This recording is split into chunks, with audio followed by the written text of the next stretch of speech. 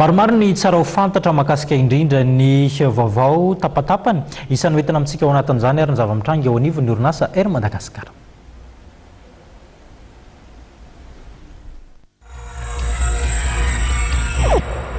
Nanamafy ny anteny ranovarotra sy ny indostria Antananarivo fa azy ireo ny tany izay nanorenana ny auditorium sy ny magasin Magro Akorondrano ary anomboany vondrona Tico manangana Angara.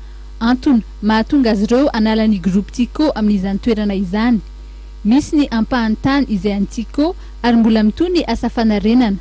Manoloana izay indrindra dia nanapa-kevitra ny anteny ranovarotra sy ny indostria amefiny taniny. Avy amin'ny ilany atimy kosa no afaka miditra amin'ny anjara-tany ny vondrona Tico.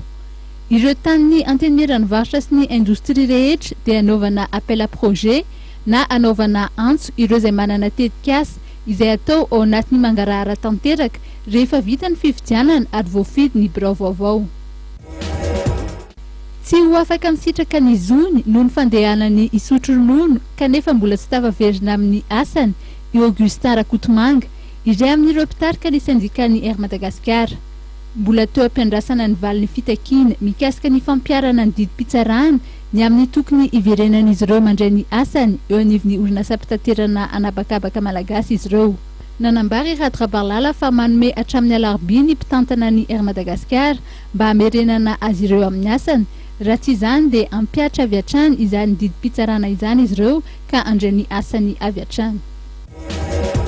Manjaka ny tsy fandriam-pahalemana ao Antsiranana ary tapaka fa tanterahana androany tolakandro ao amin'ny kianja mitafo mivavaka iraisam-pinoana ho fangataham-pitahinan'Andriamanitra ary nanasana ihany koa ireo olo-manan-kaja maro sivily sy miaramila avy anan-toerana sy avy aty Antananarivo. Ny tranga farany raha tsy ahivina dia ny famonoana ilay mpianatry ny anjerimanontolo tena akaiky ny terrain Chicago. Raha milamina ihany ny toerana sasany dia misy kosa ireo toerana tena atahorana amin'ny ariva. Nangataka vahaolana ny vahoaka na dia efa misy aza ny andraikitra raisy ny mpitandro filaminana.